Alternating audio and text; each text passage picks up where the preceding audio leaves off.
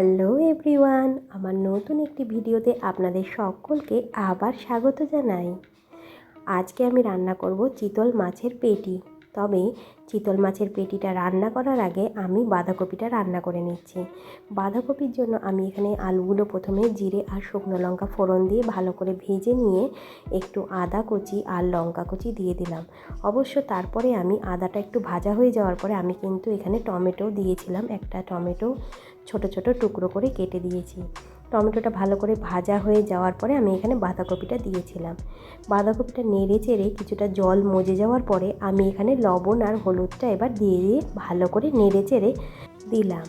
তবে আজকের বাঁধাকপিটা কিন্তু আমি কড়াইশুঁটি দিয়ে করছি, যেটাকে আমি পাশের উনানে ভালো করে লবণ আর হলুদ দিয়ে একটু সেদ্ধ করে নিয়েছি। কড়াইশুঁটি দিয়ে বাঁধাকপি এই বছরে আমি একবারও করিনি, তাই সবাই বাড়ির আবদার করেছে কড়াইশুঁটি দিয়ে একদিন বাঁধাকপি অবশ্যই বানাও। তো বাঁধাকপি তো করছি, কড়াইশুঁটি তো দিয়েছি, কিন্তু সঙ্গে দিয়েছি 4 টুকরো ল্যাটা মাছ। ল্যাটা মাছগুলোকে আগেই আমি ভালো করে ভেজে তুলে নিয়েছিলাম। বাঁধাকপিটা যখন ভালো করে মজে গেল তখন আমি এখানে ধনে আর জিরে গুঁড়ো দিয়ে আমি যে মশলাটা বানিয়ে রাখি বাড়িতে সবসময়, সেই মশলাটা দিলাম। তারপরে মাছগুলোকে সামান্য একটু মাথাটাকে একটু ভেঙে দিয়েছি, কিন্তু অন্যান্য মাছগুলোকে সেইভাবে ভাঙিনি। বাঁধাকপির সাথে নাড়াচাড়া করার সময় যেটুকু ভেঙেছে ব্যাস ওটুকুই।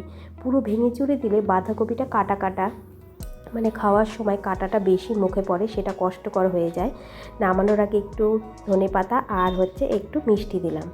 এইদিকে মাছটা, চিতল মাছ সম্পর্কে আলাদা করে বলার কিছু নেই। চিতল মাছটা কিন্তু অনেকটাই নরম একটি মাছ। সাইজে বড় হলেও এটা এক ধরনের নরম প্রকৃতিরই একটি মাছ, মানে ইলিশ মাছের মতো। খুব যত্ন করে এটাতে লবণ আর হলুদ আমি মাখিয়ে নিচ্ছি।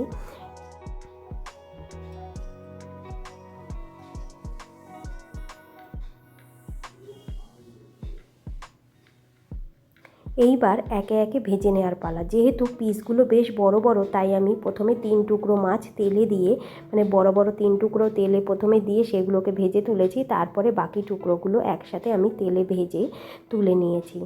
আজকে চিতল মাছটা আমি করব আলু আর টমেটো দিয়ে, মানে মেন এখানে সবজি হচ্ছে আলু দিয়ে। ও আপনারা কে কীভাবে চিতল মাছ রান্না করেন অবশ্যই আমাকে কমেন্টস করে জানাতে পারেন। নতুন নতুন রেসিপি রাঁধতে আমার ভীষণ ভালো লাগে। মাছগুলোকে বেশ সুন্দর করে আমি ভেজে এখানে তুলে নিয়েছি। এখানে জিরে আর শুকনো লঙ্কা ফোড়ন দিয়ে আমি কিন্তু এখানে বেশ কয়েকটা টুকরো আলু এখানে প্রথমে ছেড়ে দিয়েছি। আলুগুলো একটু ভালো করে ভেজে নিয়েই আমি একটা গোটা টমেটো 6-7 ফালি করে সঙ্গে একটু লবণ হলুদ আর কিছু কাঁচা লঙ্কা চিড়ে আমি কিন্তু ভালো করে কষিয়ে নিচ্ছি। মশলা বলতে এখানে দিচ্ছি আজকে জিরে গুঁড়ো আর সামান্য একটু শুকনো লঙ্কা গুঁড়ো। মাছটা যেহেতু পরিমাণে বেশ বড় বড়, তাই অন্যান্য দিনের থেকে আজকে কিন্তু শুকনো লঙ্কাটা একটু বেশি দিয়েছি। যাই হোক, এবার একটু ঢেকে রেখেছিলাম কষে যাওয়ার জন্য। বেশ ভালো মতোই কষে গেছে। এবার আমি এখানে গরম জল দিয়ে দিচ্ছি।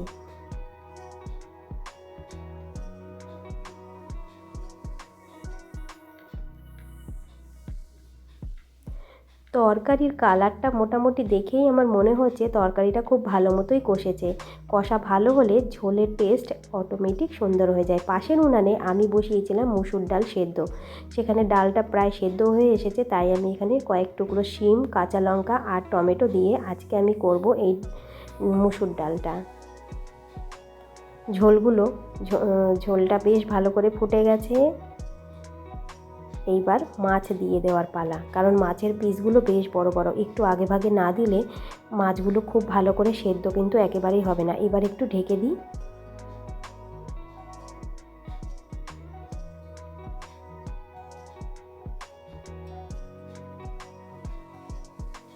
ঢাকনা খুলে একটু নেড়ে দিয়েই আবার বেশ কিছুক্ষণের জন্য আমি কিন্তু এটাকে ঢেকে দিচ্ছি। তবে আজকে আমি এই রান্নাতে গরম মশলা দিচ্ছি না। তবে দু টুকরো আলু আমি খুব ভালো করে এখানে গেলে দিয়েছিলাম, যাতে ঝোলটা খুব বেশি পাতলা পাতলা মনে না হয়।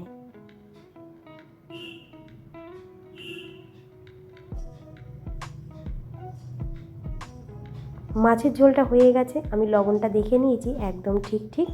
আজকের দুর্দান্ত বোয়াল মাছের ঝোলটা আমি বানিয়ে একদম নামিয়ে ফেললাম। দুপুরের গরম পাতে দুর্দান্ত লেগেছিল আজকের এই বোয়াল মাছের পেটির ঝোলটা। মাছটাও কিন্তু অনেক টেস্টি ছিল, মানে অনেক বড় সাইজের মাছ না হলেও মাছটা যথেষ্ট টাটকা থাকার জন্য এর স্বাদ কিন্তু অনেক অনেক ভালো ছিল। এখানে আমি জিরে আর শুকনো লঙ্কা ফোড়ন দিয়েছি ডালে, সঙ্গে একটু ধনেপাতা দিয়ে দিলাম নামানোর আগে। আমার ডালটা এখানে হয়ে গেছে, তবে ডালে অবশ্যই আমি নামানোর আগে লবণটা দেখেছিলাম।